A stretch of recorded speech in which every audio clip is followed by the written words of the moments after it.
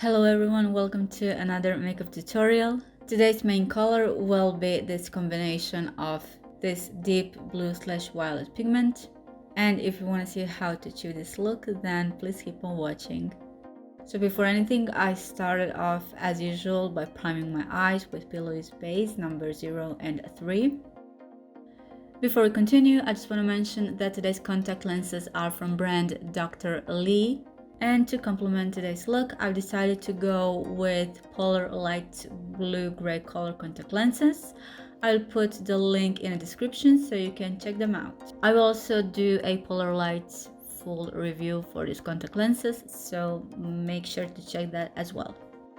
And before I go with any eyeshadow or pigment or anything like that, I just marked my outer part of... I basically put like a border to see where my eyeshadows can go, so I don't want to cross the border with the shadows, and also to create a line, a direction for today's look.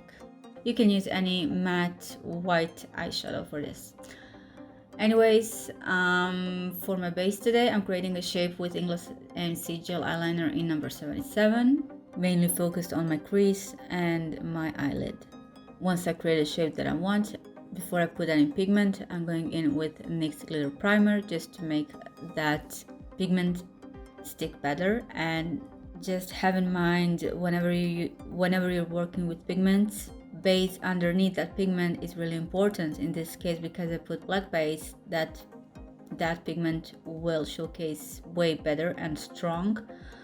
And also this primer will make its application go really smooth and it will last longer. Anyways, next pigment is from Tammy Tanuka, and this one is in shade Icing. This is their chromatic series. It basically has diffraction from blue to purple color, and also it says on their website that the powder texture is thin, and it's really thin. It is actually really easy to apply it. So what is good when the pigment is finely milled is that you will get smooth texture. When you have pigments that are kind of chunky, when you put them on the eyelid, your eyelids look like they're just wrinkled, and it just looks bad, like when you put too much foundation and you get a cake face. That's basically my comparison when it comes to finely milled pigments and those that are actually not. For my highlight, I'm using matte white eyeshadow. You can use any matte white eyeshadow underneath my brow bone, just placing that eyeshadow on the center. Carnival palette from Be Perfect in collaboration with Stacey Marie, using shades Basic and Hall. With a small blending brush, I'm just following the direction of the previous pigment that I've put on my eyelid, and from then I'm going to make a depth with this crease, and from there on I'm going to make a depth above this crease.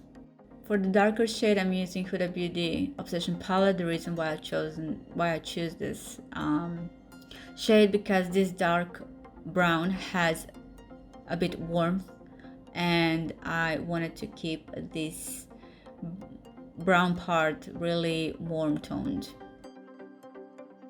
For the darkest brown shade, I'm using this dark brown from Juvia's Place Warrior palette.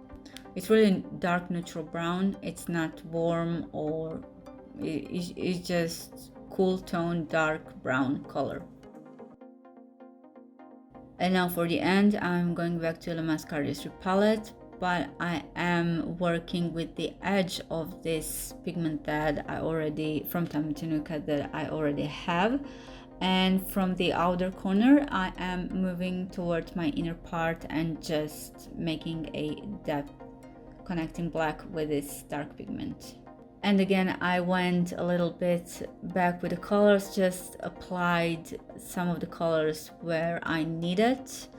And when it comes to Tammy Tanuka pigment, I took a really small brush and just made the edge a little bit more diffused, so that it can be more blended with the overall look.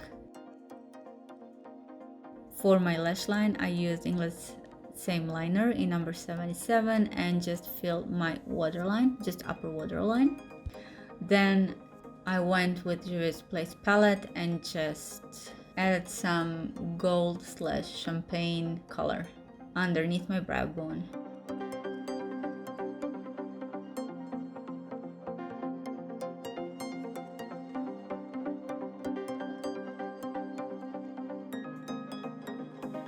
For my mascara, I use Catrice Glam & Dull Mascara. This one is waterproof. And for my eyelashes, I use Ardell Naked Eyelashes in style 421. These are my current favorite when it comes to eyelashes that are thick but looking so natural, and their band is so flexible. So these are actually one of my favorite styles at the moment.